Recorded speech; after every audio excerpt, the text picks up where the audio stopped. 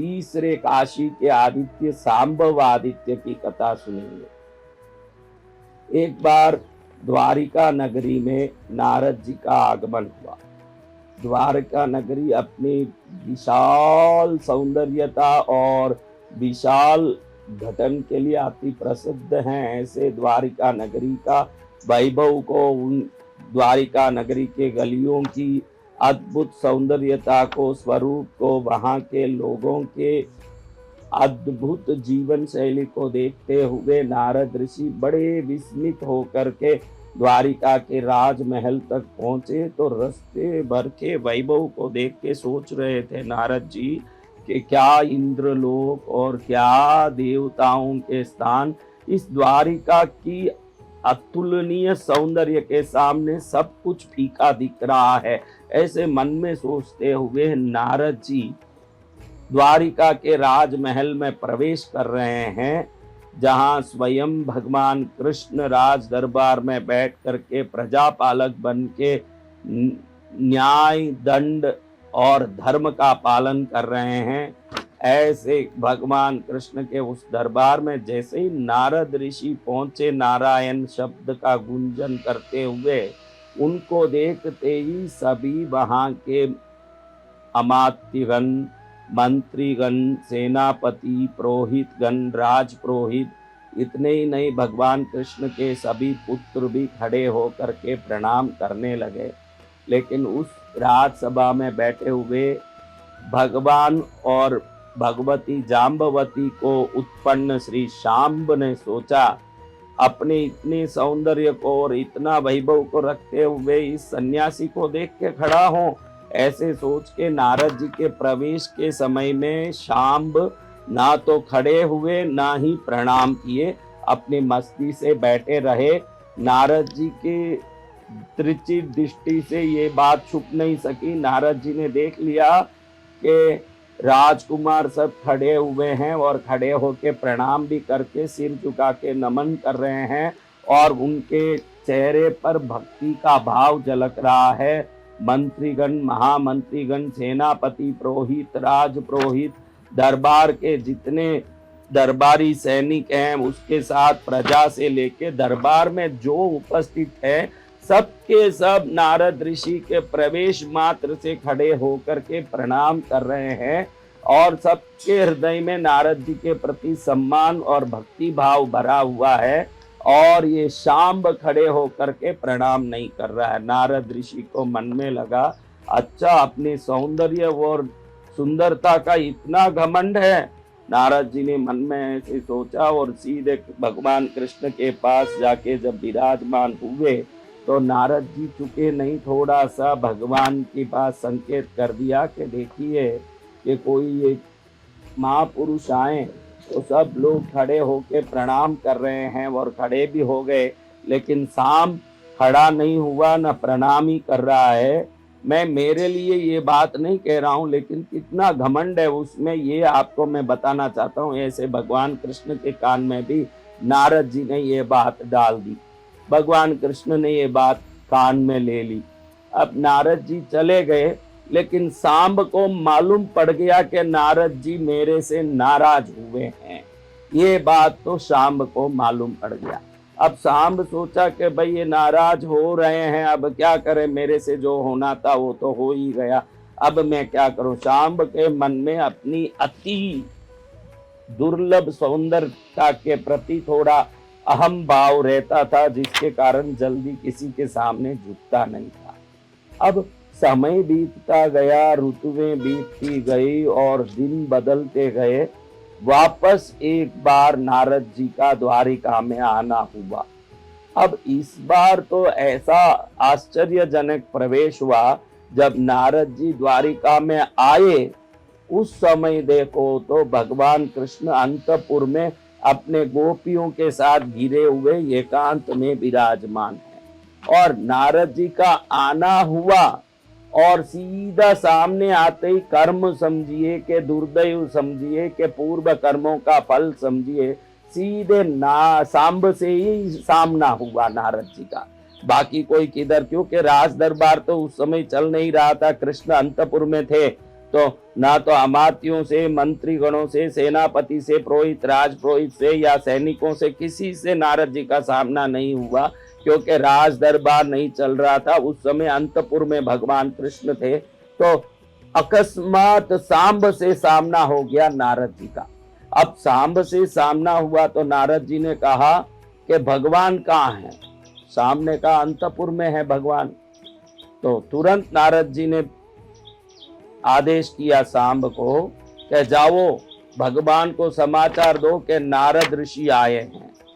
अब सांब विचार में पड़ गया कि भगवान तो एकांत में गोपिकाओं से घिरे हैं और उनके चारों तरफ गोपिकाएं सेवा में लगी है और भगवान एकांत में उनके साथ हैं, और अगर मैं अंदर जाऊंगा तो पिताजी नाराज हो जाएंगे, अगर नहीं जाऊंगा तो ये नारद ऋषि नाराज होंगे, क्योंकि पहले से ही मेरे से ये खार खाए हुए हैं कि पिछली बार जब ये आए मैं खड़ा भी नहीं हुआ था, ना प्रणाम भी नहीं किया था, मेरे अपने सौंदर्य के गर्भ से मैं बैठा ही रह गया, और इस बात को उन्होंने भगवान के कान तक भी पहुंचा दी थी।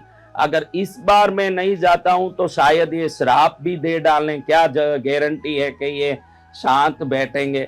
अब इस उवापो में, परेशानी में सांब 1 मिनट विचार करने लगे कि भाई अब मैं क्या करूं, जाके पिताजी को बोलूं कि नारद ऋषि आए हैं तो उधर गोपिकाओं से घिरे हुए पिताजी नाराज हो जाएंगे, और नहीं जाऊं तो नारद जी नाराज हो जाएंगे, नारद जी श्राप भी दे सकते हैं।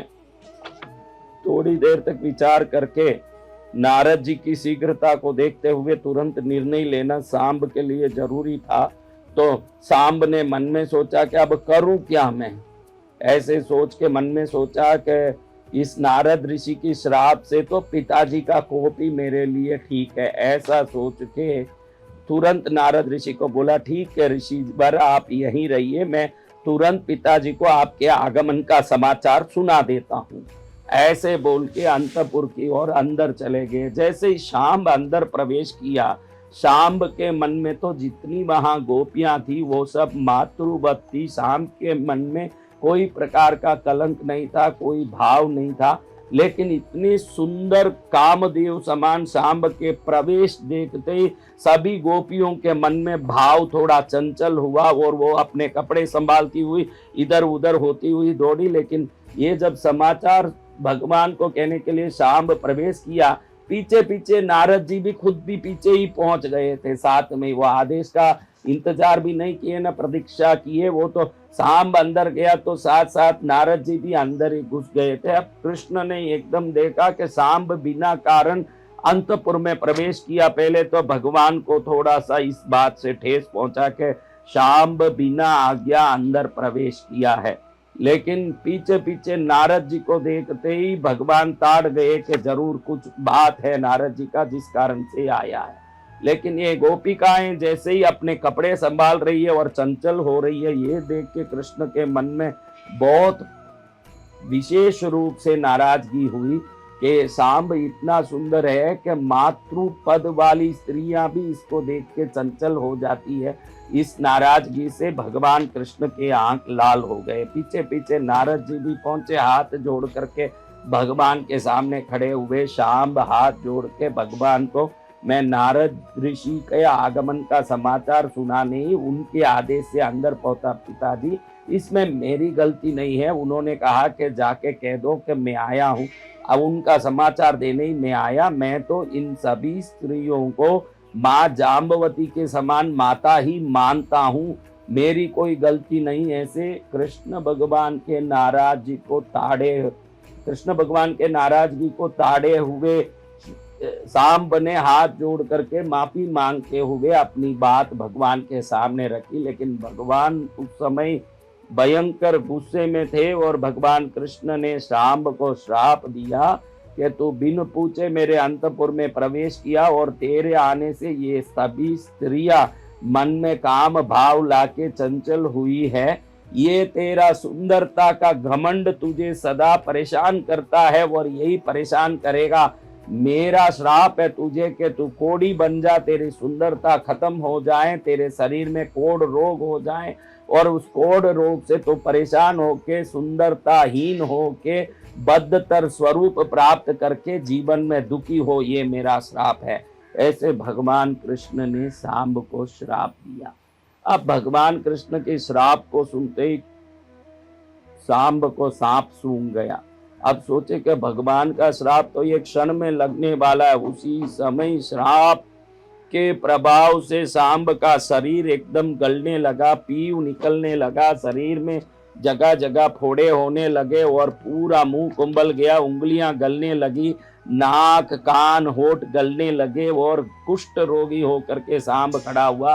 नारद जी भी इस अकस्मात हुए घटना से एकदम मन में परेशान होते हुए हाथ जोड़ते हुए भगवान कृष्ण को कहने लगे कि ये तो मेरी आज्ञा से ही अंदर आया है, सांब की गलती नहीं है प्रभु। मैंने ही कहा कि तू जा और जाके भगवान को मेरे आगमन की सूचना दे। वो जैसे ही अंदर प्रवेश किया, साथ साथ मैं भी आया, इसकी गलती नहीं प्रभु। और ये कोई भी कुभाव से आपके सामने नहीं आया है, अंतपुर में प्रवेश किया है, ये सभी स्त्रियों को मातृवत मानता है, इसको क्षमा कीजिए। क्योंकि नारद जी को भी पश्चाताप हो गया कि भाई मेरे कारण इसको इतना बड़ा श्राप मिल गया। दुनिया का अतुलनीय सुंदरता को रखने वाला सांब आज एकदम कोड़ी के रूप में नाक गला हुआ, उंगली गला हुआ, शरीर में पीऊ गिरने वाला दुर्गंध स्वरूप बन गया है। ये देख के नारद जी को भी मन में बड़ा पश्चाताप हुआ और भगवान भी क्षण में स्वयं को संभालते हुए पुनः अपनी स्थिति में आ गए कि भाई भले ही इसने जो भी असमय में प्रवेश करने की गलती की, लेकिन ये जो गोपियों की चंचलता है इसमें इसकी कोई गलती नहीं है, ये तो निष्कलंक है और श्रेष्ठ भाव रखने वाला है। ऐसे सोच के सांब के प्रति भगवान कृष्ण को भी दया आई। उसी समय सांब भी भगवान के चरण के पास गिर के रोने लगा कि प्रभु मुझे माफ कीजिए, मुझे इस श्राप से मुक्त कीजिए, मुझे आशीर्वाद दीजिए। तब भगवान कृष्ण ने सांब को कहा कि शाम, ये श्राप की मुक्ति मात्र भगवान सूर्य से ही संभव है। श्राप मैंने दिया है, लेकिन सर्व दोषों से मुक्ति करने वाले भगवान सूर्य पितृ दोषों से भी मुक्ति करते हैं, पितृ श्राप से भी मुक्ति करते हैं, बड़ों के दिए हुए श्राप दोष से भी वही मुक्ति करते हैं। तो तुम भगवान सूर्य की आराधना करो, सूर्य आराधना से तुमको इस श्राप से मुक्ति मिलेगी। भगवान कृष्ण की इस बात को सुनते हुए सांब रोता वहीं बिलखता रहा। तो भगवान कृष्ण ने दया से कहा, जाओ काशी जाओ और काशी जाके भगवान सूर्य की मूर्ति की स्थापना करके सूर्य पूजा तप और व्रत करो, भगवान सूर्य का जाप करो, वहीं तुमको इस रोग से मुक्ति मिलेगी। मेरा आशीर्वाद है, तुम श्राप मुक्त हो जाओगे। भगवान का आश्वासन पाके सांब को थोड़ा धीरज बंधा। उसके बाद सांब वहां से निकल के भगवान के आदेश अनुसार काशी पहुंचे। काशी में आज जहां विश्वनाथ भगवान का मंदिर है, उस मंदिर के पास आप जाओगे तो सूर्य कुंड मोहल्ला एक अलग ही मोहल्ला है। उस मोहल्ले में आज आप जाओगे तो भगवान शांबवादित्य के नाम से सूर्य देव का मंदिर है। आप उस शांबवादित्य मंदिर को देखोगे, दर्शन करोगे तो हर प्रकार के पितृदोष पितृ श्राप से मुक्त हो जाओगे। ऐसे परम प्रतापी सूर्य देव का वो स्थान काशी में सूर्य कुंड मोहल्ले में है। उस जगह पर सूर्य देव की मूर्ति को स्थापित करके सांब ने भगवान सूर्य के विभिन्न प्रकार की स्तुतियों से, पूजा से, आराधना से प्रसन्न किया और सूर्य देव के मूल मंत्र का जाप करते हुए लंबा समय बिताया। तब भगवान सूर्य देव सांब के सामने प्रकट हुए। वो सांब जो भगवान कृष्ण के पुत्र और अति सुंदर स्वरूप के लिए विश्व विख्यात, ऐसे सांब के सामने भगवान सूर्य देव प्रकट हुए और भगवान सूर्य देव ने सांब को आशीर्वाद दिया। जैसे ही भगवान का आशीर्वाद, सूर्य देव की कृपा प्राप्त हुई, उसी समय सांब का शरीर कोढ़ मुक्त होके, कुष्ठ रोग मुक्त होके पहले जैसा शरीर था वैसा ही शरीर बन गया और वो दिव्य शरीर, सुंदरवान शरीर को पुनः प्राप्त करके सांबव अत्यंत प्रसन्न हुआ, सामने भगवान सूर्य की अनेक प्रकार से स्तुति की और प्रणाम करके धन्यवाद दिया। भगवान सूर्य ने भी आशीर्वाद दिया कि सांब तेरे कुष्ठ रोग से मुक्ति की ये कथा जो भी सुनेंगे और पितृपक्ष के दिनों में सुनेंगे, उन सब के विभिन्न प्रकार के पितृदोष श्राप आदि से मुक्ति मिलेगी, उनके जीवन में कल्याण का मार्ग प्रशस्त होगा। ऐसे भगवान सूर्य ने सांब को भी आशीर्वाद दिया और उसी प्रतिमा में स्थित हो गए। सूर्य देव जहाँ शाश्वत रूप से विराजमान हैं, ये शांबव आदित्य मंदिर आपको जैसे मैंने बताया विश्वनाथ मंदिर के पश्चिम में ये सूर्य कुंड मोहल्ले में सूर्य देव की मूर्ति है, जिनका नाम ही शांब से स्थापित होने के कारण शांबव आदित्य, आदित्य यानी सूर्य, शांबव आदित्य यानी सूर्य देव से सांब को मिले हुए वरदान को आज भी स्मृति में दिलाने वाला वो मंदिर काशी के वो पुनित पावन विश्वनाथ मंदिर के पास है। नील प्रबाल रुचिरम विलसत् त्रिनेत्रम पासारुणोत्पल कपाल त्रिशूलास्तम मर्दाम्बिके समनिसम प्रविभक्त भूषम बालेन्दु बद्ध मुकुटम प्रणमामि रूपम।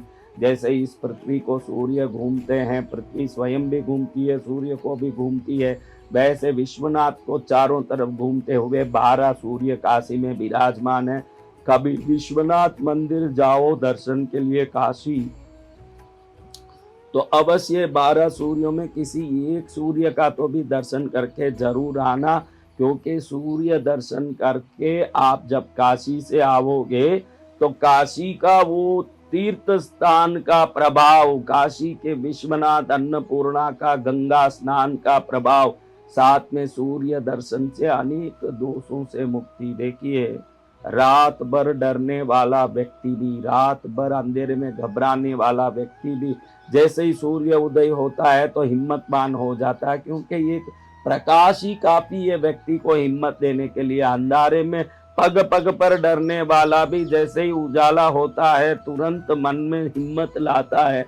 ऐसे सूर्य देव धरती में हर जगह पर हरियाली के लिए, जीवन के लिए, ऊर्जा के लिए, संसार को, संसार में प्राण देने वाले सूर्य देव को अनंत कोटि बार मैं प्रणाम